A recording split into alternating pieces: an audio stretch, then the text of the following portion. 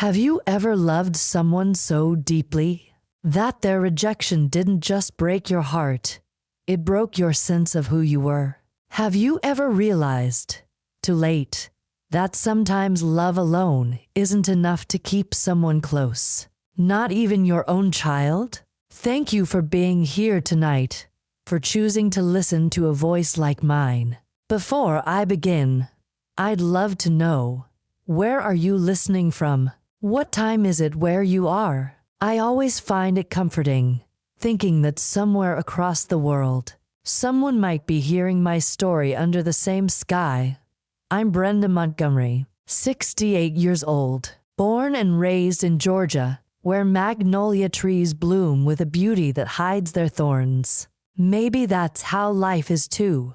It looks beautiful from a distance, but when you hold it too close, it can pierce you without warning. My story begins with one phone call and ends with a silence that still echoes in my heart. For most of my life, I believed that motherhood was the purest form of love, unconditional, selfless, eternal. When my husband, Richard, passed away 15 years ago, I poured everything I had into raising our only daughter, Samantha.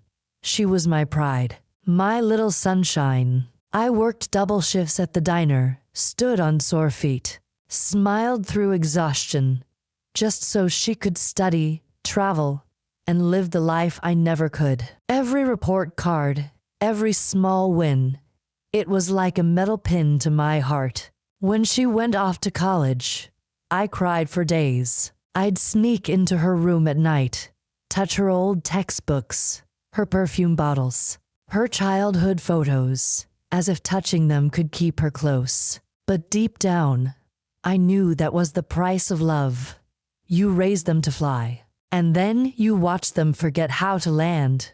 Still, I believed she'd always need me. That's the lie parents tell themselves. It had been almost a year since I last saw Samantha. She'd gotten married to a man named Brian, a man I'd never quite trusted. He was polished, charming in that too smooth to be real kind of way. The first time I met him, he shook my hand like he was closing a deal, not greeting a mother. But Samantha was glowing, and I told myself love can make us see what we want to see. After their wedding, she moved 3 states away. Our calls got shorter, less frequent. At first, she'd call every Sunday, then every other week. Then I'll call you when I can, Mom. I'm just so busy. I told myself not to take it personally. Life gets busy. People change. But a mother always feels when something's slipping away. Then one day, I got a message from her. Mom, I'd rather you not come this weekend. We're having guests, and it might not be the best time. I stared at that message for a long time. I had already packed my bag. I'd even baked her favorite lemon pound cake. For days, I had been imagining the moment I'd see her again, hold her, smell her hair like when she was a child, so I called her. She answered after a long pause. Mom, it's just, Brian's colleagues are visiting. It's kind of a formal thing. I'll come visit you soon. I promise. I tried to sound normal. Oh, honey, I understand. You're busy. You have your own life now. But when I hung up, I sat in my quiet kitchen for hours. The cake sat untouched on the counter. Outside, the wind rustled through the maple trees, and I remember whispering to myself, she'll come back when she needs me. Weeks passed. No call. No message. Finally, I decided. Enough waiting. It was Samantha's birthday. I thought, what kind of mother wouldn't show up on her child's birthday? I wanted to surprise her. Maybe she'd be angry for a second, but I knew, once she saw me, she'd smile like old times. So I packed my old blue suitcase, bought a ticket, and rode the early morning bus across the state. It was a long, quiet ride, the kind where memories sneak up on you. I looked out the window, saw children laughing at a rest stop, and thought of the days I'd braid her hair before school, or tuck her in during thunderstorms. Every mile I traveled felt like hope itself. By the time I reached her city, it was late afternoon. I took a cab to her address, a big, modern neighborhood lined with trimmed lawns and houses that looked identical. Her home was one of those perfect suburban dreams. White walls, tall windows, a shiny car in the driveway. I stood there for a moment, adjusting my coat, clutching the cake box like it was the most precious thing in the world. My heart was beating so fast when I rang the doorbell. I could hear faint music playing inside, laughter. Then, footsteps, the door opened. Samantha stood there, but the smile I expected never came. Her eyes widened, not with joy, but discomfort. "Mom, what are you doing here?" I laughed softly, trying to make it light. "Well, surprise. Happy birthday, sweetheart." She didn't smile. She glanced behind her, then back at me. "You shouldn't have come. You really shouldn't have."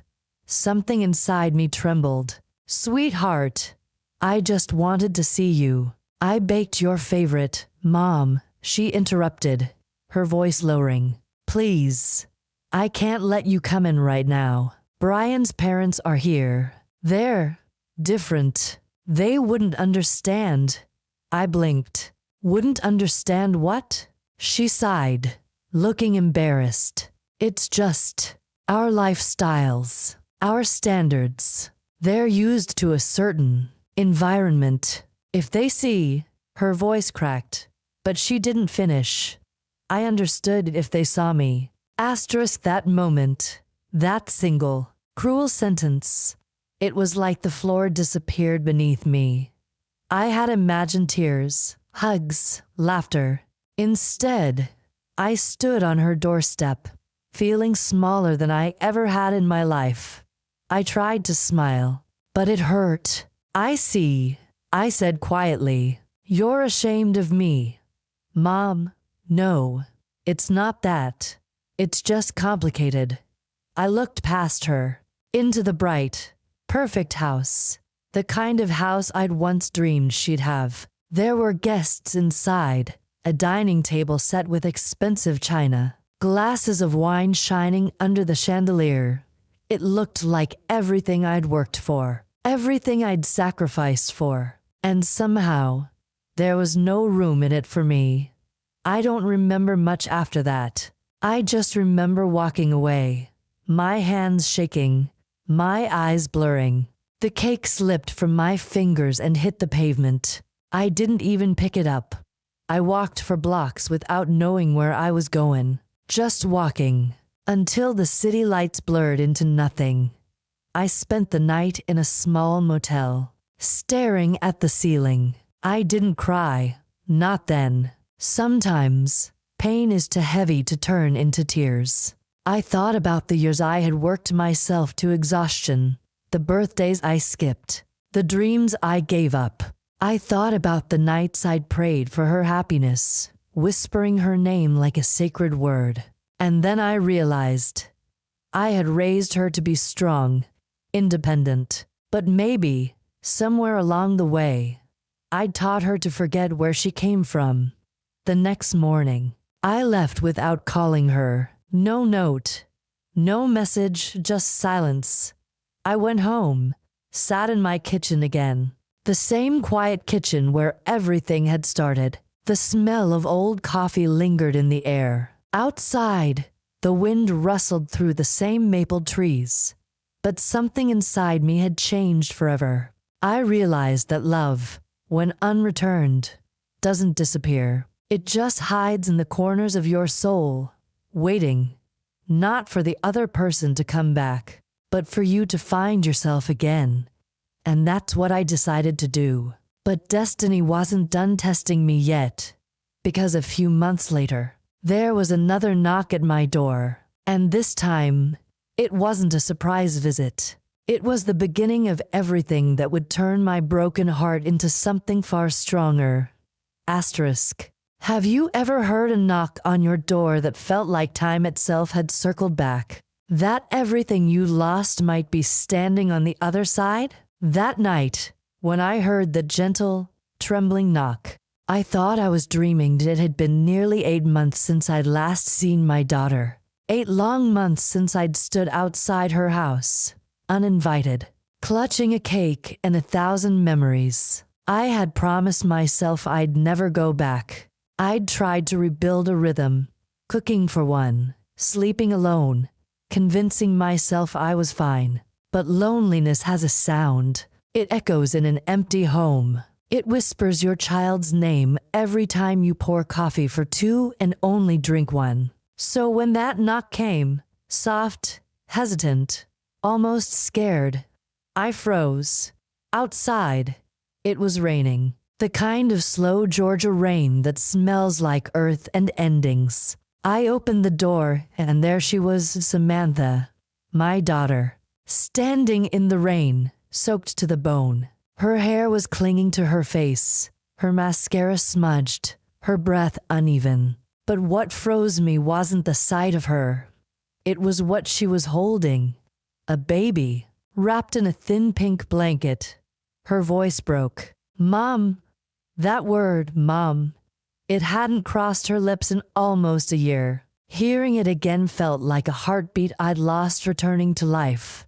I didn't ask questions. I didn't need to. I just stepped forward and pulled her into my arms. She trembled, half from the cold, half from something deeper, something broken.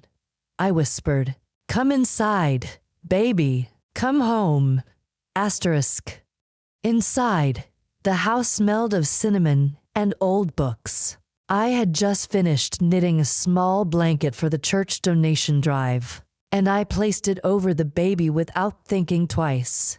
Samantha sank into the couch, silent. Her eyes were red. The baby, a little girl, barely a few months old, whimpered softly in her sleep. I knelt beside her. What happened? Her answer came out in pieces. He left. Brian left us. The words hung in the air like a ghost. She bit her lip, tears streaming down her cheeks. He said he was going on a business trip, but he never came back.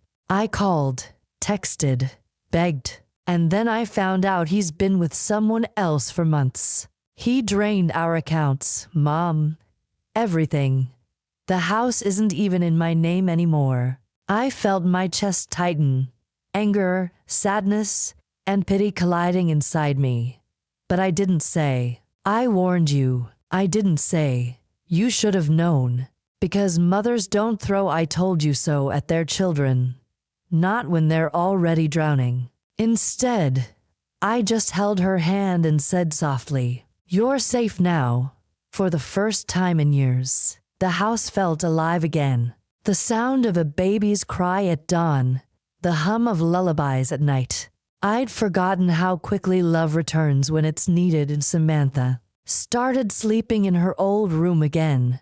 The same one with the faded lilac curtains and the old mirror she'd used when she was 16. Some nights, I'd hear her crying behind closed doors. Other nights, she'd come to my room, the baby in her arms, and just sit beside me in silence. It took weeks before she could look me in the eyes and say, "Mom, I'm sorry." I smiled, brushing her hair back. "There's nothing to be sorry for, sweetheart. Life has a way of teaching us what advice never can." But she shook her head. "No, I hurt you. I made you feel small. I told you not to come to my home because I was ashamed. Ashamed of where I came from, of you. And you still opened your door to me." Her voice broke again. "You're better than I'll ever be." That night, I cried. Not because I was hurt anymore, but because sometimes forgiveness feels heavier than anger. Over the next few months, we built something new. Samantha got a part-time job at a small accounting firm nearby. I watch her wake up early, feed her daughter, rush to work, and come home exhausted. But she never complained. It was as if she rediscovered the version of herself she had buried beneath luxury and pretense. The neighbors, who used to glance curiously at my quiet house, now waved and smiled. Some brought diapers, others brought advice. For the first time in years, I didn't feel invisible, and the baby, oh, that baby, she brought laughter back into my home. I'd rock her to sleep while humming the same lullabies I once sang to Samantha. Her tiny fingers would clutch mine, and I'd whisper, "Don't worry, little one. This world can be cruel, but love still exists, right here." One evening, as the sun dipped behind the pines, Samantha joined me on the porch. The air smelled of rain and redemption. She said quietly, "Mom, do you ever think people can change?" I looked at her for a moment before answering. "I think people don't change because they're forced to. They change because they're broken, and then they rebuild themselves stronger." She nodded slowly. "I never understood that until now." I smiled. "Pain is a tough teacher, sweetheart, but it's the only one that stays long enough for us to really learn." She looked at me then, really looked, and I saw the little girl I once knew, the one who used to hold my hand in crowded fairs, the one who'd run to me after a bad dream. She whispered, "I don't deserve you." I shook my head. "No, honey, you deserve this chance. We both do." Weeks turned into months. The baby, we named her Hope, began crawling, laughing, filling the house with a joy I hadn't felt in years. Samantha and I started baking together again, just like the old days. Flour on our hands, laughter echoing off the walls. She'd tell me stories about work, and I'd tell her stories about how she used to draw on the walls as a kid. Sometimes, she'd still feel ashamed. "Mom, I can't believe I treated you like that." And I'd say gently, "Shame doesn't heal you, forgiveness does. And I forgave you the moment you knocked on that door." But life has its way of giving final tests, to see if we truly learned what we claimed to understand. One morning, she received a letter in the mail. It was from Brian. He wanted to see her. He wrote that he was sorry, that he'd made mistakes, that he wanted to be a father to his child. Samantha's hands trembled as she read it aloud. I stayed quiet, letting her decide. After a long silence, she tore the letter in half. "He had his chance," she said firmly. "Hope doesn't need a liar. She needs love, real love." I felt a strange peace in that moment, watching my daughter stand up for herself, for her child. She had finally learned the lesson I had prayed she'd learn all along. That strength isn't in wealth or pride. It's in kindness and knowing when to walk away. That night, as we sat by the fire, Hope asleep between us, Samantha leaned her head on my shoulder. She whispered, "Mom, I don't have much to give you right now, but I promise I'll never let you feel alone again." And for the first time in a long, long while, I believed her. Because sometimes, the love you lose comes back, not as an apology, but as a second chance to live the life you always hoped for. The world outside went quiet. The rain began again, soft and steady, and I realized something I wish I had known all my life. You don't raise children to owe you anything. You raise them so that one day, when the world breaks them, they remember where home is. And when they come back, you open the door. Always, asterisk, have you ever watched someone rebuild themselves from ashes slowly, painfully, but with a kind of quiet grace that makes you believe in second chances again? That's what it felt like watching Samantha find her footing, one fragile day at a time. I used to think forgiveness was the hardest thing in the world. But watching my daughter struggle, watching her face her mistakes and still choose to move forward, that's when I realized redemption isn't about being forgiven by others. It's about learning to forgive yourself. Months passed after the night she came back. The baby, Hope, grew faster than I could keep up with. Her giggles filled every empty corner of the house. I'd wake up to the smell of coffee, to Samantha humming in the kitchen while feeding Hope mashed bananas. There was a warmth in our home again, something simple, something pure. Samantha had found a small but steady job at a local accounting office. It wasn't glamorous, nothing close to the life she'd imagined when she left us for Brian. But it was hers. Honest work, honest hours. Sometimes, when she came home late, I'd see the fatigue in her eyes, the shadows of guilt still lingering, and I'd remind her, "You're doing fine, baby." One good day at a time. She'd smile, tired but genuine. "You really think I can make up for all of it, Mom?" And I'd say, "You already have." But one morning, the past came knocking again. She received another letter, not from Brian this time, but from the bank. The debt he'd left behind was still in her name. The house she had once shared with him, gone. Every piece of luxury she had once been proud of had turned into a chain around her neck. She came to me that night, her hands shaking, tears blurring her voice. "I can't do this, Mom. I thought I was strong enough. But I'm drowning." I took her face in my hands, the way I used to when she was little, and scraped her knee. "You're not drowning, sweetheart. You're learning to swim." "But how?" She cried. "Everywhere I look, it's his mess, his lies, and I'm the one paying for it." I didn't have an easy answer. Sometimes there aren't any. So I just held her close. "You don't erase the past by running from it. You heal it by walking through it, step by painful step." The next few weeks were brutal. Samantha sold whatever she had left from her old life. The designer clothes, the jewelry, even her wedding ring. But I noticed something as she did it. For the first time, she wasn't crying over what she lost. She was freeing herself from it. She started volunteering at a local women's shelter on weekends. The first time I asked her why, she said quietly, "Because there are women there who still think they deserve the pain they're in. I want them to see they don't." That was the moment I knew she had finally found purpose. Life in our little home became beautifully ordinary. Some nights, Samantha and I would sit on the porch after dinner, watching Hope chase fireflies in the yard.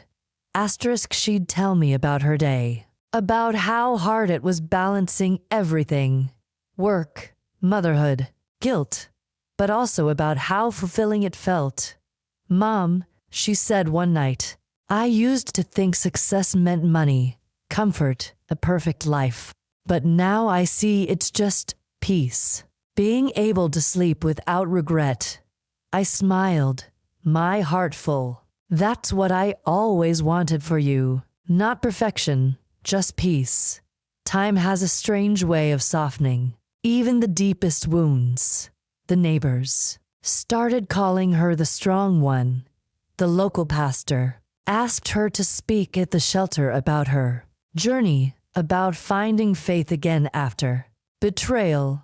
The day she gave that talk, I sat in the back of the small church hall, holding Hope in my lap. Samantha stood at the front, her voice trembling but clear. "I once turned my back on the woman who loved me most," she began, "because I thought love had to look a certain way, polished, successful, impressive. But when my world fell apart, she was the only one who opened her door without asking questions." She looked toward me, her eyes glistening. "My mother taught me that forgiveness isn't weakness. It's the kind of strength that rebuilds entire lives. And today, I stand here because she refused to give up on me. I couldn't stop the tears. Neither could half the people in that room. Months rolled into years. Hope started walking, then talking. Nana was one of her first words. Our little home became a symbol of something bigger than pain. It became a sanctuary, not of luxury, but of lessons. I'd often sit by the window in the evenings, knitting or reading, and watch Samantha putting Hope to bed. I'd hear her say softly, "You're going to grow up brave, little one, and you'll never have to question whether you're loved." And I'd think to myself, she's become the mother I always hoped she'd be.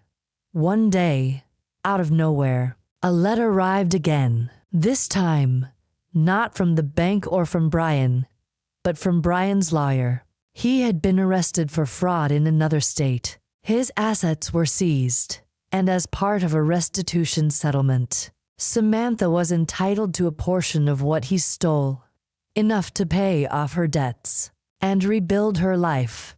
She sat on the couch, reading the letter silently. Then she folded it and looked at me.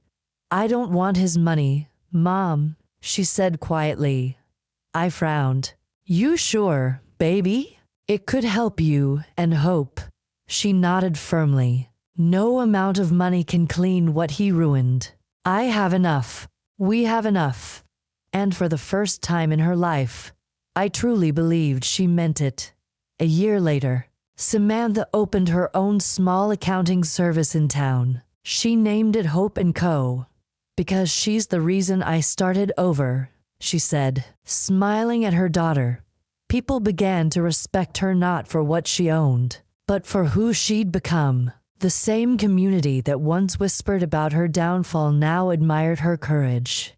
And me? I just watched quietly from the porch, my heart swelling with something I can't even name: pride, peace, and maybe a bit of awe.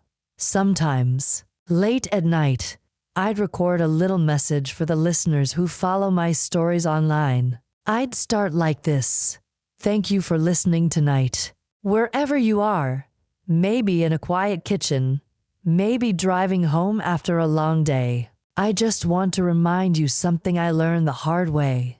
Forgiveness doesn't erase the pain. It just makes room for love to grow again."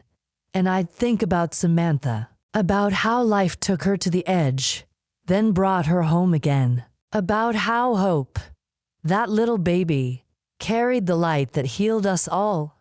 One evening, when the sky was painted with gold and pink, Samantha sat beside me on the porch. Hope was playing with a toy on the steps. She took my hand and said, "Mom, I used to think I'd never deserve your forgiveness, but now I see. You didn't forgive me because I deserved it. You forgave me because you loved me." I looked at her, my eyes full. "That's what mothers do, sweetheart. We love until it hurts, and then we love some more." We sat in silence for a long while, the kind of silence that feels full, not empty. Hope turned around and smiled at us, waving her tiny hand. The wind brushed softly against our faces, and for the first time in years, everything felt whole. If you ask me what I've learned through all of this, it's simple. You can lose everything: your pride, your home, your trust, and still come out richer if you don't lose your heart. Because forgiveness doesn't just heal others, it heals you too. And love has a way of coming back. In a child's laughter, in a knock at the door, in the quiet strength of a daughter who finally understands.